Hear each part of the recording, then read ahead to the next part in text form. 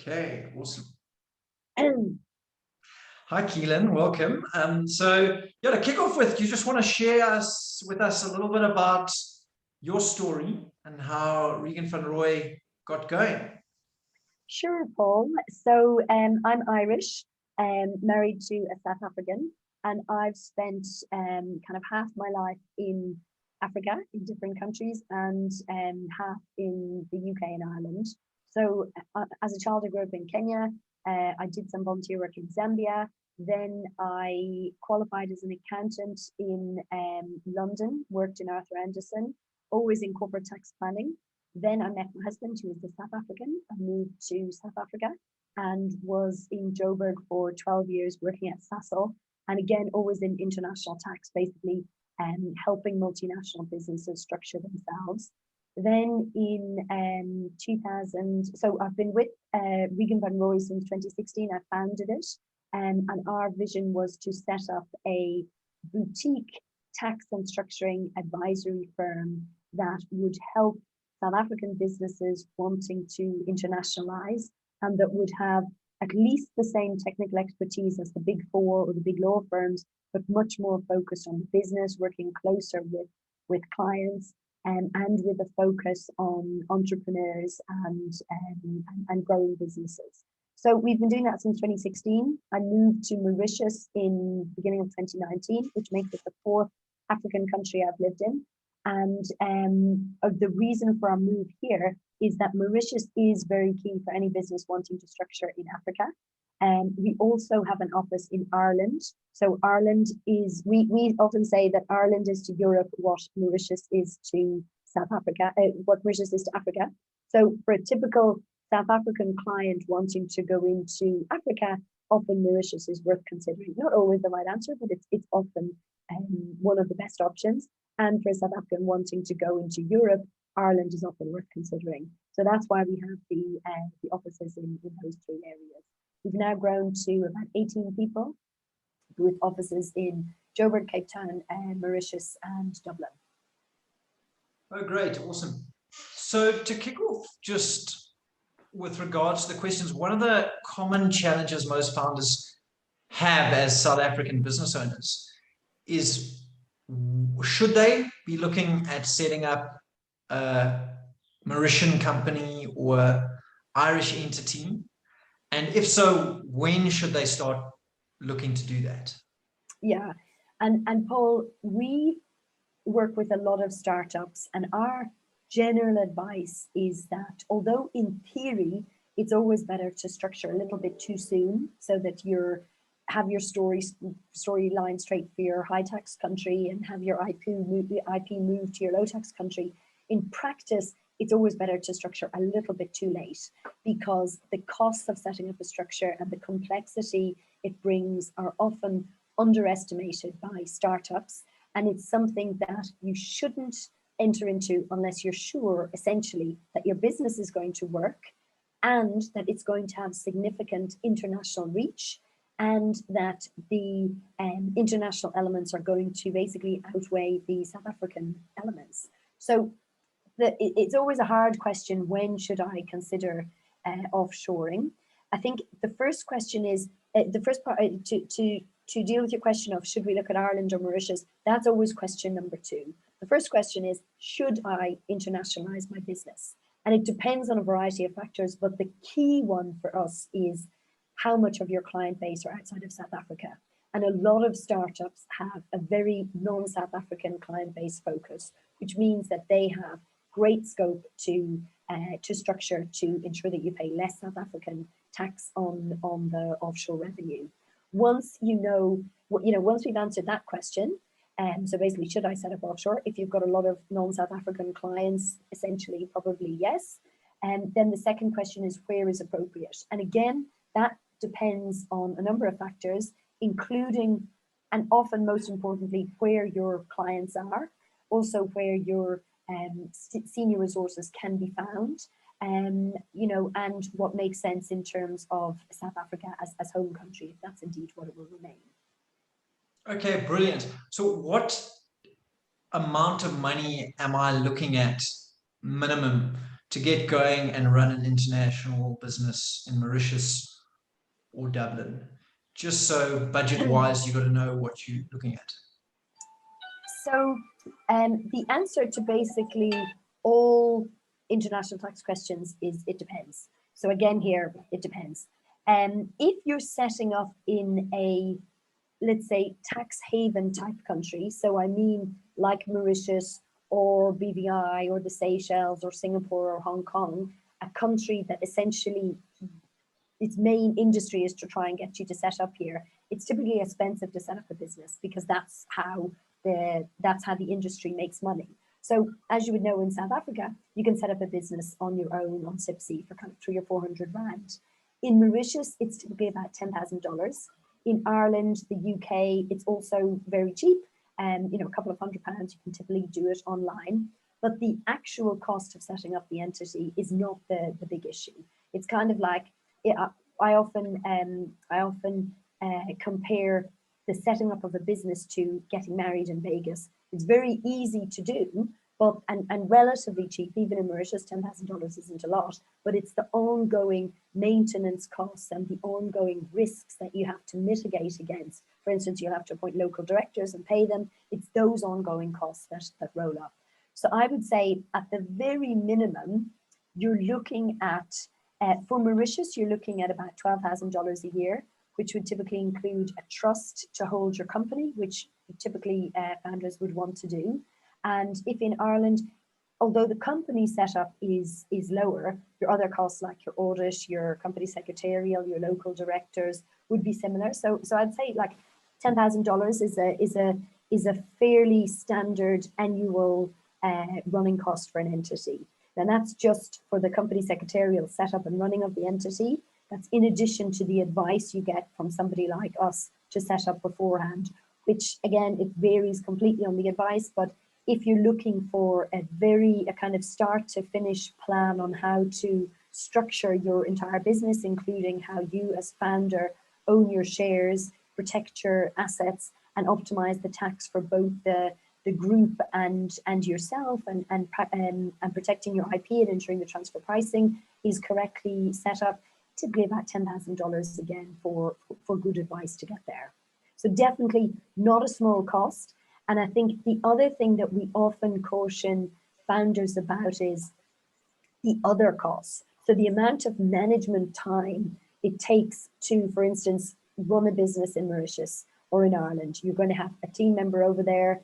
You're going to have complexity in running 2 offices, renting a place there, getting the person to get used to the new country, travel costs, timing differences, the business costs that it takes by having a foot in 2 jurisdictions. That's often the soft cost, which can be much heavier, especially for a small business that doesn't have a big team and that doesn't have unlimited resources. Caoilfhionn, how would you then determine who would be the right person to go with? I know that there's a sort of a huge variance in potential people to work with to help you get set up internationally. What advice would you give to a founder in choosing a service provider or advisor to help them set up this structure? Do you mean a management company, the guys who actually set up the structure, or do you mean the advisor who tells you how to do it?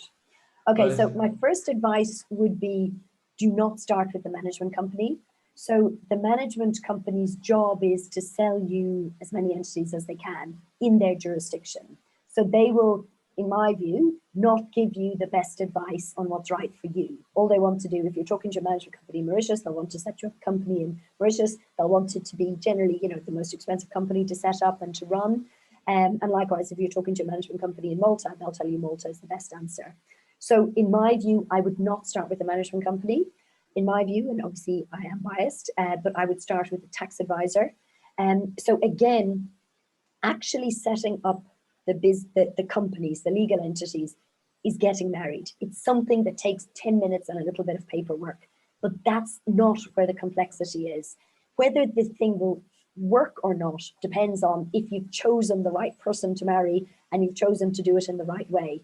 And that's what we work with the business to do, to determine the right structure for them. Now, we are a specialist international tax and structuring firm. That's all we do. There are many people who give international tax and structuring advice, and my advice to founders is to speak to different advisors and see who you feel most comfortable with. And it's like if you're going in for surgery, you want to kind of, it doesn't matter who's got the highest ratings or, you know, the best write-ups on the internet, although that's important. You want to know that the person who's helping you, most of all, understands your business and that they're not just trying to sell you a product. Often nowadays, and this was part of our vision in setting up Regan van Roy, and as quite distinct from the big four accounting firms, often we see that advisors want to sell a product. They just want to give you a report that's kind of a variant of something they've given to other people. You want to speak to your advisor and ensure that they understand your business and that they understand what your key drivers are. And to do that, they should be asking the right questions. Are you planning to emigrate in future? Are you planning to be with this business for the rest of your life? Are you planning to sell it? If so, who would you be selling it to? Who are the other stakeholders? What are their personal plans?